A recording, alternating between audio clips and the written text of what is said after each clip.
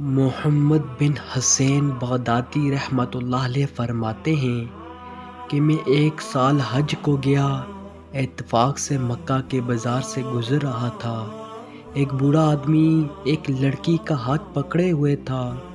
لڑکی کا رنگ متغیر ہو رہا تھا، بدن بہت لاغر، لیکن اس کے چہرے پر ایک نورانی چمک تھی۔ وہ بوڑھا پکار رہا تھا کہ کوئی لڑکی کا خریدار ہے، کوئی ہے جو اس کو پسند کرے، کوئی ہے جو 20 اشرفیوں سے اس کی قیمت زیادہ دے، اس شرط پر کہ میں اس کے ہر عیب سے بری ہوں۔ میں نے شیخ کے قریب جا کر پوچھا، اس بندی کی قیمت کا حال تو معلوم ہو گیا، اس میں عیب کیا ہے؟ وہ کہنے لگا، یہ لڑکی پاگل ہے اور ہر وقت غمزدہ رہتی ہے، رات بھر نماز پڑھتی ہے، دن بھر روزہ رہتی ہے، نہ کھاتی ہے نہ پیتی ہے، ہر جگہ بالکل تنہائی پسند کرتی ہے۔ جب میں نے اس کی بات سنی، وہ لڑکی مجھے پسند آ گئی اور میں نے اس کو خرید لیا اور اپنی قیام گاہ پر گیا۔ میں نے اس کو دیکھا کہ وہ زمین کی طرف سر جھکا کر بیٹھی ہے، پھر اس نے سر اٹھایا اور کہنے لگی، میرے چھوٹے آقا، آپ کا وطن کہاں ہے؟ اللہ تعالیٰ آپ پر رحم کرے۔ میں نے کہا، عراق ہے۔ لڑکی کہنے لگی، کون سا عراق، بصرہ یا کوفہ؟ میں نے کہا، دونوں میں سے نہیں۔ کہنے لگی، تو کیا آپ بغداد کے رہنے والے ہیں؟ میں نے کہا، ہاں۔ کہنے لگی، واہ، تو عابدوں اور زاہدوں کا شہر ہے۔ مجھے تعجب ہوا کہ یہ بندی ایک کوٹھی سے دوسری کوٹھی والی عورت ہے، اس کو عابدوں اور زاہدوں کی کیا خبر؟ میں نے اس سے دل لگی کے طور پر پوچھا کہ تو ان میں سے کن کن عابدوں کو جانتی ہے؟ کہنے لگی، مالک بن دینار رحمۃ اللہ علیہ کو، محمد بن حسین بغدادی رحمۃ اللہ علیہ کو۔ میں نے اس سے پوچھا کہ تجھے ان سب کا حال کس طرح معلوم ہوا؟ کہنے لگی، اے نوجوان، ان کو کیسے نہ جانوں؟ اللہ کی قسم، یہ لوگ دلوں کے طبیب ہیں۔ یہ وہ لوگ ہیں جو عاشق کو معشوق کا راستہ بتاتے ہیں۔ پھر اس نے 4 شعر پڑھے جس کا ترجمہ یہ ہے، جو قوم وہ لوگ ہیں جن کی فکر اللہ کے ساتھ وابستہ ہو گئے، پس ان کے لیے کوئی فکر ہی کسی اور کا نہیں رہا۔ ان لوگوں کا مقصد صرف ان کا مولا اور ان کا سردار ہے۔ کیا ہی ایک بہترین مقصد ہے جو صرف ایک بے نیاز ذات کے واسطے ہے۔ نہ تو دنیا ان سے الجھتی ہے اور نہ کھانوں کی عمدگی، نہ دنیا کی لذت، نہ ان کی اولاد، نہ ان سے اچھا لباس سے جھگڑتا ہے، نہ تعداد کی کثرت۔ اس کے بعد میں نے کہا کہ اے لڑکی، میں محمد بن حسین ہی ہوں۔ کہنے لگی، میں نے اللہ تعالیٰ سے دعا کی تھی کہ تم سے کہیں میری ملاقات ہو جائے۔ تمہاری وہ دلکش آواز کیا ہوئی جس سے تم تمام مریدیں کے دلوں کو زندہ کیا کرتے تھے اور نہ سننے والوں کی آنکھیں بھر جایا کرتی تھی؟ میں نے کہا، بحالہ موجود ہے۔ کہنے لگی، اللہ کی قسم، مجھے کچھ قرآن پاک سنا دو۔ میں نے بسم اللہ الرحمن الرحیم پڑھا تو اس نے بہت زور سے ایک چیخ ماری اور بے ہوش ہو گئی۔ میں نے اس پر پانی چھڑکا جس سے اس کو افاقہ ہوا، تو کہنے لگی، جس کے نام کا یہ اثر ہے، اگر میں اس کو پہچان لوں اور جنت میں اس کو دیکھ لوں تو کیا حال ہوگا؟ پھر کہنے لگی، اچھا پڑھیے، اللہ جل شانہ آپ پر رحم کرے۔ میں نے یہ آیت پڑھی، جو لوگ برے کام کرتے ہیں، کیا وہ یہ گمان کرتے ہیں کہ ہم ان کو ان لوگوں کے برابر کر دیں گے جو ایمان لائے اور اچھے عمل کیے، کہ ان کا جینا مرنا ایک سا ہو جائے؟ جو ایسا گمان کرتے ہیں وہ بہت بڑی تجویز کر رہے ہیں۔ یہ آیات سن کر کہنے لگی، اے اللہ کا شکر ہے، ہم نے کبھی کسی پرستش کی، نہ کسی صنم کو بوسہ دیا۔ وہ کچھ پڑھے ہیں، اللہ آپ پر رحم کرے۔ میں نے پڑھا بے شک آپ نے ظالم کے لیے آگ تیار کر رکھی ہے جس کے کناتے اس کو چاروں طرف سے گھیرے ہوئے ہوں گے، اور اگر وہ لوگ فریاد کریں گے تو ایسے پانی سے ان کی فریاد رسی کی جائے گی، تو تیل کی تلچھٹ کی طرح بدہیت ہوگا، اور ایسا سخت گرم منہوں کو جلائے گا، کیا ہی برا پانی ہوگا اور جہنم کا ہی برا ٹھکانہ ہوگا۔ وہ کہنے لگی تم نے اپنے دل پر نا امیدی لازم کر دی ہے، اپنے دل کو امید اور خوف کے درمیان معطر کرو، کچھ اور پڑھو، اللہ جل شانہ آپ پر رحم کرے۔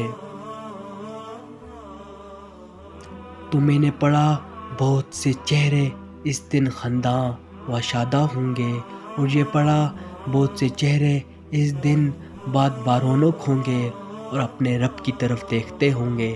اس پر وہ کہنے لگی ہائے مجھے اس دن اس کی ملاقات کتنا اشتیاق ہوگا، جس دن وہ اپنے دوستوں کے لیے تجلی فرمائے گا۔ کچھ اور بھی پڑھیے، اللہ تعالیٰ آپ پر رحم کرے۔ میں نے یہ آیت پڑھی، ان اعلیٰ درجوں والوں کے پاس ایسے لڑکے جو ہمیشہ لڑکے ہی رہیں گے، یہ چیز لے کر ہمیشہ آتے جاتے رہیں گے، اب خورے اور آفتابے اور ایسے کلاس جو بہتی ہوئی شراب سے بھر گئے ہوں گے، نہ اس شراب سے ان کا سروکار درد کا یعنی چکر آئے گا، نہ عقل میں فطور آئے گا، اور ایسے میوے لے کر آئیں گے جن کو یہ لوگ پسند کریں گے، اور پرندوں کا گوشت جو ان کو مرغوب ہوا، اور ان کے لیے خوبصورت بڑے بڑے آنکھوں والی حوریں ہوں گی، جیسا کہ حفاظت سے پوشیدہ رکھا ہوا موتی۔ یہ سب کچھ بدلہ ہے ان اعمال کا جو دنیا میں کیا کرتے تھے۔ یہ لوگ جنت میں نہ کوئی بیہودہ بات سنیں گے، بس سلام ہی سلام کی آواز ہر طرف آئے گی، اور وہ حضرات جو دانے والے ہوں گے، یعنی ان کے اعمال نامہ دائیں ہاتھ میں ملے گا۔ وہ دانے والے کیسے اچھے آدمی ہیں، وہ ان باغوں میں رہیں گے جہاں بغیر کانٹوں کی بیریاں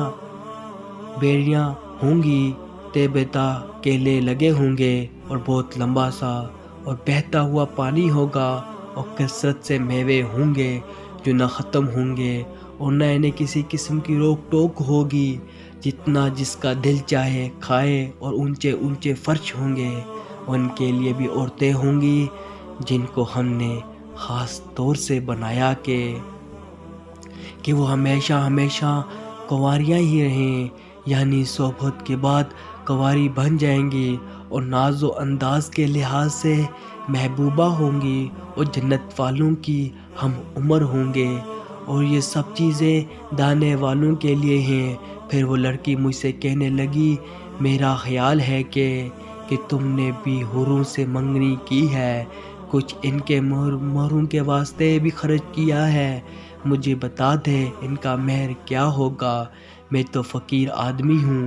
کہنے لگی رات کو تہجد پڑھنا، اور دن کو روزہ رکھنا، اور فقراء مساکین سے محبت رکھنا۔